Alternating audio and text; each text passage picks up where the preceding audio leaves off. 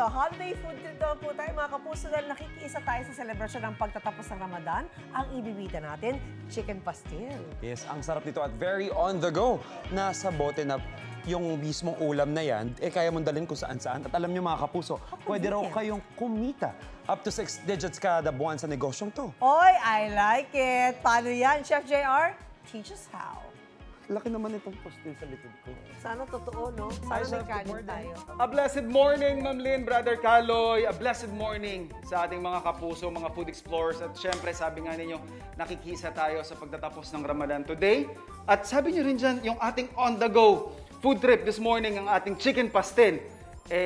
Tanong ninyo kung paano ba ginagawa yan. Napasugod tayo dito sa Pulilan, Bulacan at kasama natin ang ating kaibigan para rin magpaturo kung paano ba nila ginagawa yung kanilang chicken pastel na, mga kapuso balita natin 6 digits lang naman po ang kinikita nila ngayon kada buwan because of their on-the-go, very convenient na pastil business.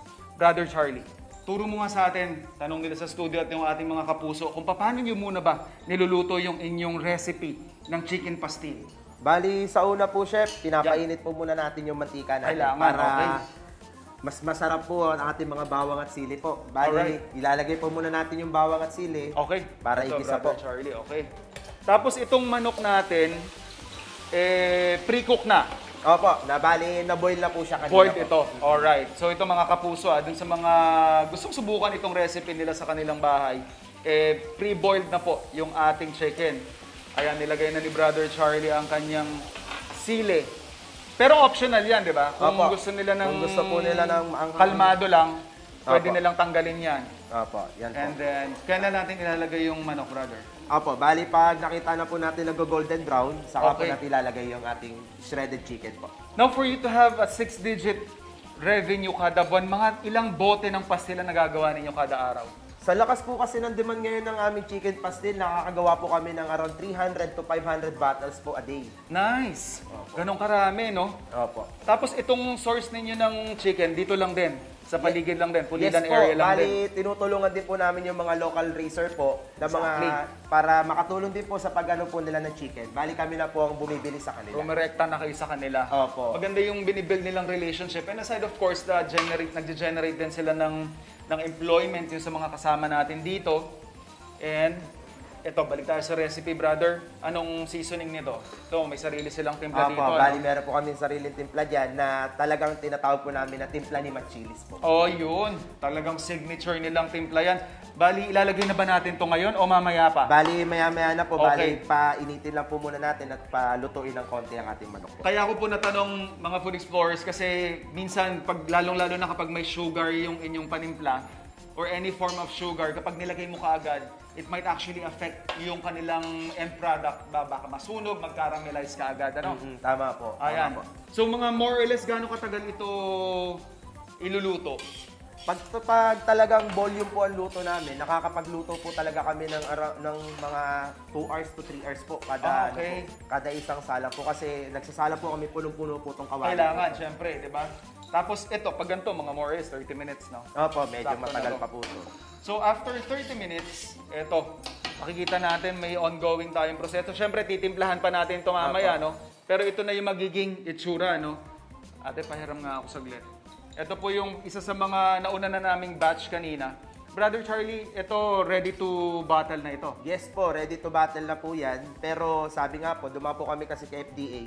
So Uy! ginagawa po namin, Okay. pressure pa po namin yan para safe to consume po siya. Tumagal pa po ng 1 year ang shelf life. So itong mga bote, of course po, one preparation din is pinapakuluan, Opo. sinasanitize, Opo. ika nga, saka natin pwedeng i-transfer. Opo, opo. Okay. So, pwede nga po pakita natin, sir, paano bang kwan? So, mano-mano lang din, ano? Yes po, manual po tayo. Pati po sa pag-shred, manual po tayo. Para may bigay po namin kung ano po talaga yung gusto namin iparating na mga shredded chicken. O, kasi pag sinabi kasi nating chicken pastil, alam natin ang origin yan talagang sa Mindanao, Opo, sa mga tama po. kapuso nating Muslim. Patry nga ako, ma'am. So, gusto nyo rin, kumbaga, ma-retain yung authenticity ng recipe, ano? Opo, opo, tama po. Kaya minamano-mano nyo rin talaga. And pag ganito, brother, paano, since may FDA certificate na kayo, Pag ako gustong kumuha sa inyo, paano yung opportunities? Bali- Magkano ba bentahan muna nito sa merkado? Bali, ang bentahan po namin sa market po nito is around 200 pesos, 210, depende po sa mga nagma-market po. Okay. Pero nakukuha lang po ng mga reseller namin ng 145 pesos po. Oy, ang laking profit margin nun Yes for a po. reseller. Opo, tama po. Tapos, binibigay po namin sa kanila ng free delivery, kaya roughly tumikita po sila ng 1,000 to 1,500 per box po. Hindi na sila yung nag-shred, hindi na sila yung nag-gisa, Yes. hindi na sila yung nagbote. Magre-resell lang kayo, kikita na kayo, walang kapagod-pagod. Tapos ito, ilalagay na natin yung oil pa, no? Opo, bali, Tapos- winay po natin, tapos Okay. ilalagay po yung oil, saka po natin tatakpan, saka pipi-pressure can. Ipe-pressure kasi yung pressure nito would up. Gano po yung shelf life nito, Brother 1 Charlie? year po, 1 year. 1 year ang tinatagal. Opo, 1 year po. Mga kapuso, tingnan nyo naman ha. For this bottle, kaya pwede na itong i-export no? Sa iba Opo. pang lugar. So 1 year yung shelf life, business opportunities for other kapuso dyan na naghahanap ng extra racket. Siyempre, tingnan muna natin kung may endorse ba natin sa inyo yan. Ito yung ating finished product na chicken pasil. Yung spicy tayo, no? Opo.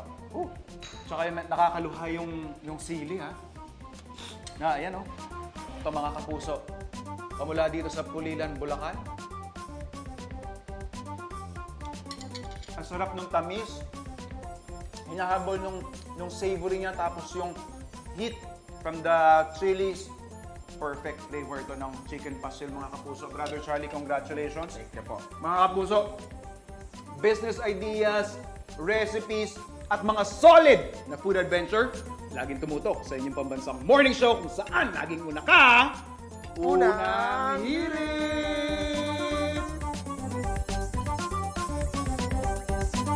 Wait! Wait, wait, wait! Wait lang! Huwag mo muna i-close. Mag-subscribe ka na muna sa GMA Public Affairs YouTube channel para lagi kang una sa mga latest kwento at balita. I-follow mo na rin ang official social media pages ng Unang Hirit. Thank you. O sige na,